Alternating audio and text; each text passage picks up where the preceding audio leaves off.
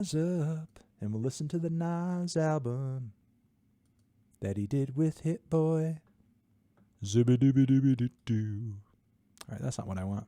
All right, so Nas has a new record out titled Magic. It's 9 tracks. It's got 29 minutes of material on it. I was kind of blown away going on Nas's Spotify. Nas has 8 million monthly listeners. 8 million? That's almost an indie artist, dude. Like you're like almost an independent artist at that point. Like Nas is a fucking legend. People should be listening to his records all the fucking time. Whatever. Yeah. I mean, that's what it said on here when I saw it. Whatever. Let's listen to this new project. Speechless is the name of the first track. Let's give this thing a freaking spin, shall we? Ba-boom.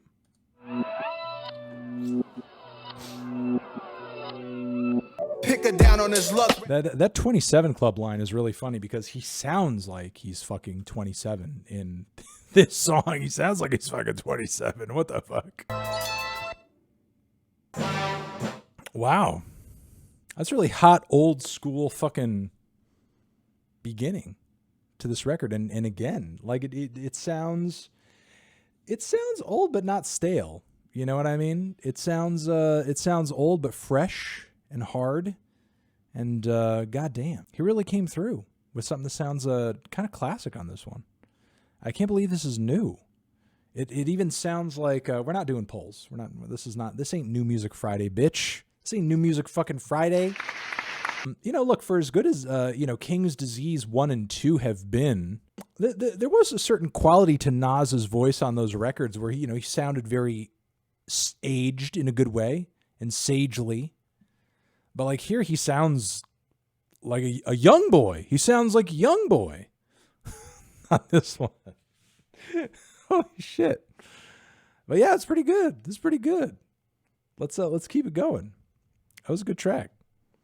Meet Joe Black is the name of the next one. Let's keep it going.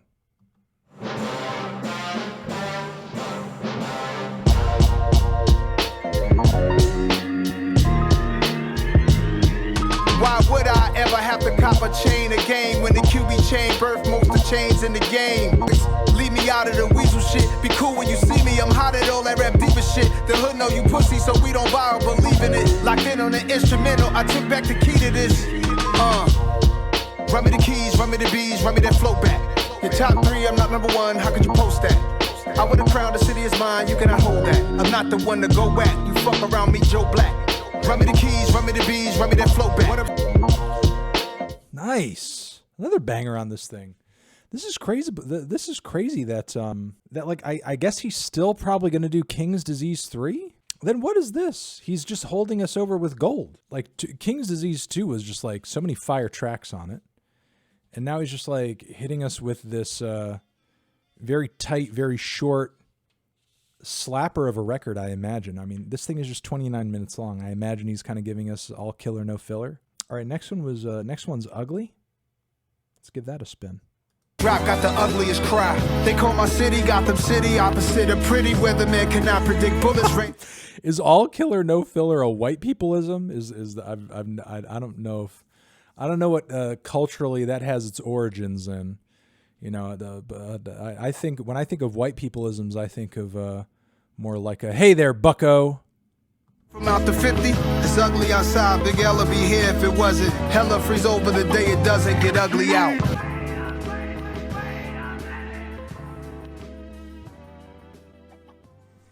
Nice. I like the beat on that one. I wasn't as crazy about some of the bars as I was on the first 2 tracks, but the beat was pretty wavy. 4016 building. Let's give this one a shot.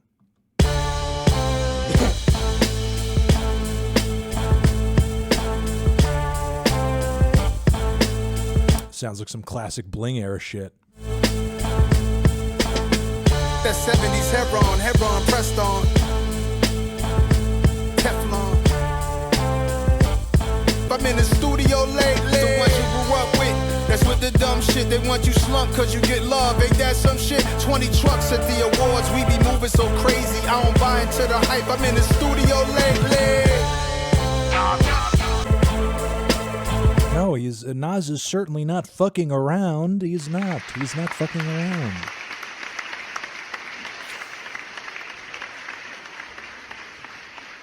That one was like even harder than like the first couple of tracks. Hollywood Gangsta is the next one. Let's give this a spin.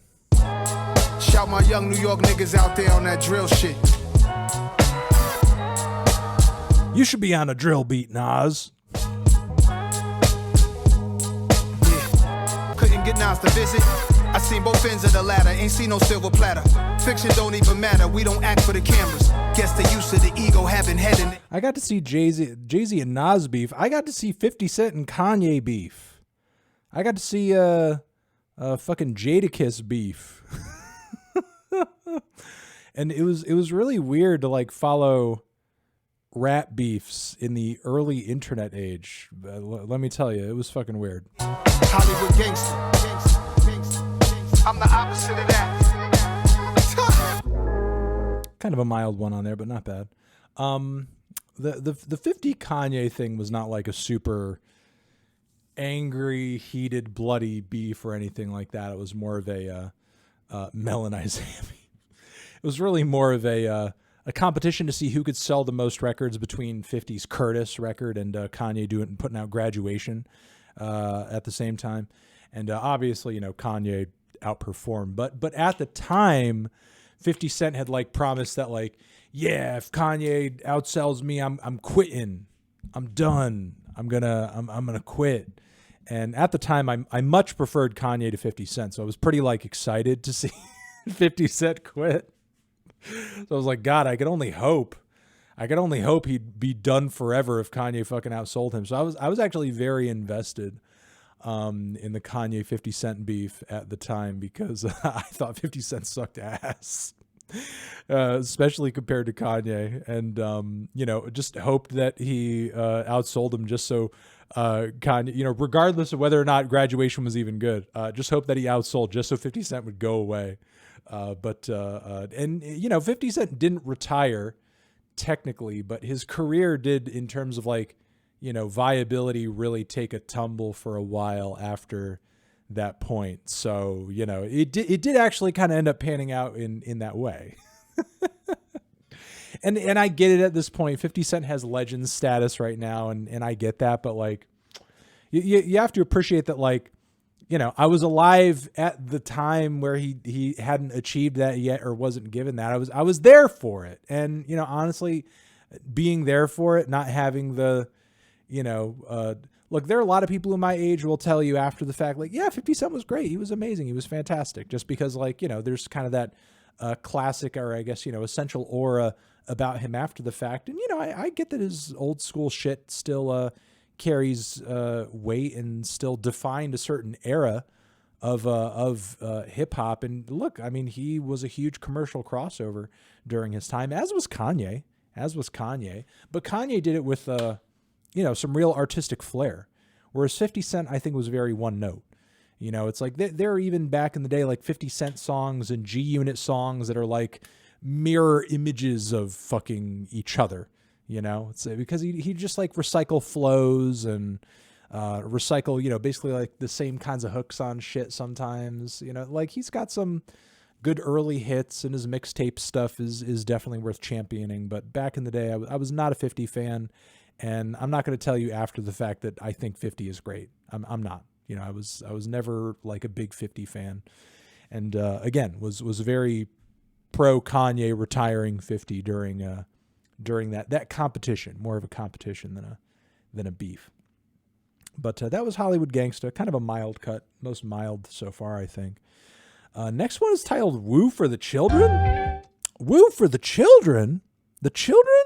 Okay. And no, maybe some samples, but no woo, no woo features on it. Probably some woo references. I guess we'll see. All right, woo for the children. Yeah.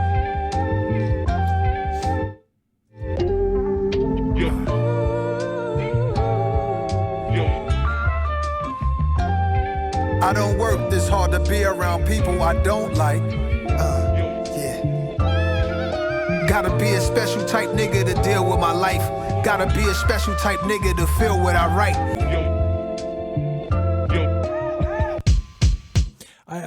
was the impetus of him kind of titling the song that, out of all the things that I guess he could have framed it as with the title? Because, you know, a bit of a mild cut as well, but I think I liked the introspective and reflective angle that he was going for there. That, to me, like, in terms of, like, the vibe and the message, felt almost like a King's Disease 1 kind of track, you know? Yeah, it wasn't bad. You know, I feel like this record is, so far, it's very, like, meat and potatoes, but not in, like, a bad way. It's not really as, I think, as... It's not as grand or as hard-hitting as King's Disease 2, nor is it as, I guess, large in its kind of narrative or conceptual scope as King's Disease 1 was. It just kind of feels like, you know, just Nas, very basic, just give me a great beat, I'm going to give you a good flow, I'm going to start to reminisce a little bit here and there, I'm going to give you a few hard tracks. It's a mix, you know, and not in a bad way. We got this rocky track next with DJ Premier on the beat. All right, let's hear it. Hold up and analyze. Come on, get some. Listen close. Hey, thank you for the sub. Appreciate it.